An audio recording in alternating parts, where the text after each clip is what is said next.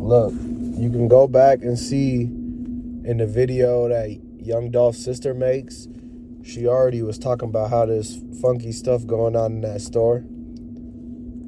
And we all know it's just weird that Blac, Youngsta and them come out and say this stuff when in the beginning it was like rappers tied with CMG, and then now we figure out Blac Youngsta dissing like he trying to take some credit for it, and it's got CMG written all over it. And that's why Dolph's sister came out and she was saying it's not the end of this. It's not the end, and that it's going to be a lot of retaliation and stuff like that.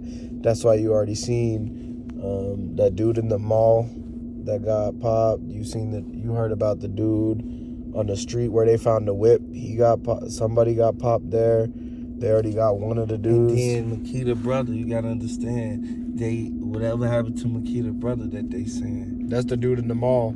Apparently, with Makita brother, he actually has seen something.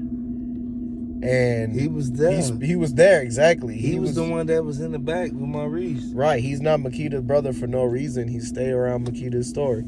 So he seen something, and he must have spoke about it with somebody, but it ends up, people figured out that he was going to be a person that they can't let get out of sight. Right. You see here he at the marathon again, and if you zoom in, that's the Makita's building right there. That's the laundromat right there next to it. So he got a routine. He got a routine when he come to pick up the brand from Makita's. He drop off the security guard so they could count it up, and he fills up the car at the marathon. See, so that they knew he had that routine going on, so that's how they could easily figure out when exactly he was going to be there. Look, he goes to the same pump, and look, it's right off of Airways right there. So he goes to the same pump. They could, and somebody. He had his head turned for a reason, man. He was looking at that car that was sitting right there. The Benz was waiting right there on the cross. When he was looking like, if you see his head, he turned to the right. You see that white car right there? That's what he's looking at. That white car right there is the Benz. It's people in there. You see that? Yep. That sure is. He noticed something weird, funky going on, man. Just like how his sister said that she noticed something weird going on too.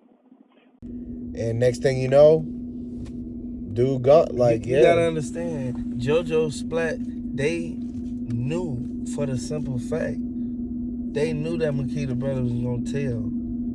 And a lot of people in Memphis going crazy over this because people didn't think that he was gonna expose why Dolph was in there.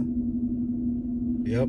Like, it's a lot to it. I mean, when you think about the connections that Dolph had with this cookie shop, it's not about recipes. It's not about the food or nothing like that. He put them on. He put them on. They said that they knew him. He'd been coming there for 6-7 years. They only been in them grocery stores for 6-7 years. They was just trying to come out and serve the community for 20-something years. But what does Dolph do best? He independent, but when he partners with somebody, it's a distribution deal. He hooked Makita's up with a distribution deal for their cookies, because that's what he knows his team knows how to do. So he a big businessman, so it's not like he ain't done business with these grocery stores before. Young Dolph went to Makita's after he left the gas station. He go to that Marathon gas station and the Shell gas station all the time. Every picture that he got is at the Marathon. Like real live, man. Like the people up in there, they knew dude and them was waiting on him. So he had some connects, got him in there, and he's really what saved them, because they was just trying to. They had like a butcher shop and some other people that they had family businesses that was pushing this stuff. but they didn't have no big chain like where everybody goes to get their food, you know what I mean? And when they was having them sales, it was Dolph's people behind those mines. Raven and them, they can't think like that. Plus, if they walk in trying to talk to them big corporate people, it's you can't even have a conversation. They're gonna look at Raven for 2 seconds and turn around on her. You know what I mean? She can't. I mean, by everything that you've seen on her interviews, do you look like? Do you think that she looked like somebody that could actually get these kind of contracts? No, she can't. You gotta look at the simple fact that she called Dolph over there. Dolph talked to 3 people. He talked to the grandma, he talked to the daddy, and he talked to Raven.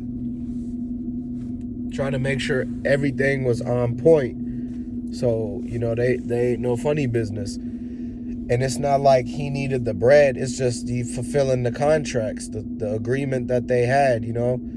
That he's not going to hang out with people that make minimum wage. He wasn't finna go hang out with them. Dude with the Drake came there, boy.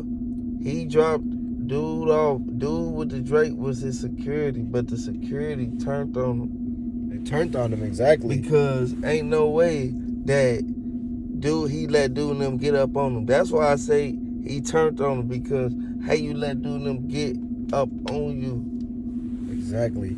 While he had him counting up the bread, he spun the block back. You seen him at the gas station, and they was plotting the whole time. They let the security guard in on the whole operation. They were sitting across the street, and you can see from the footage, they were sitting right across the street. Right. As you can see.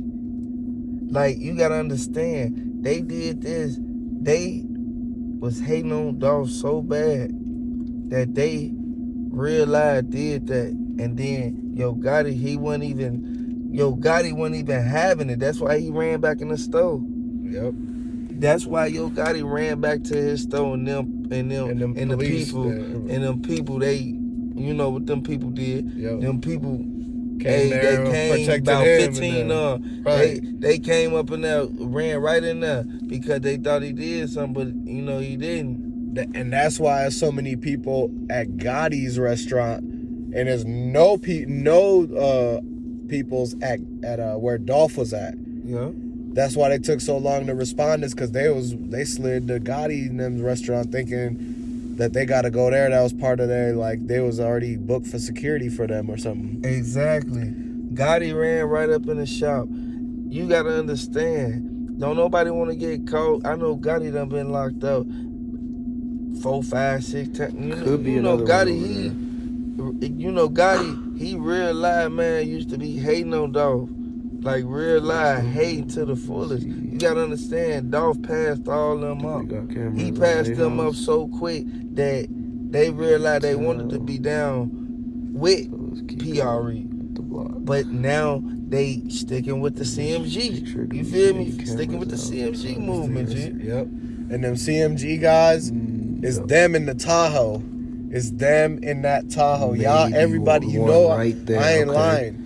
Everybody been talking about that Tahoe that was in all the backgrounds of everything. If you pay close attention this whole time. That Tahoe was following him since the way that bands pulled up. Earlier that day, it was early. It wasn't late. It was early, man. Man, you gotta understand, this man. store, it was so early. The store had either literally was just opening up across the parking lot, or they entered from this driveway. That he got a call from Dolph at 8:30 in the morning, almost 9 a.m. to link up. The camera that was over here, he got up out of bed instantly, went right to the barbershop to get a quick tucked away. And it's hard to see. While he's sitting in the barber chair, he got 2 missed calls from Dolph. The position of it. And it ain't even been 10 a.m. yet at that point. Kinda. So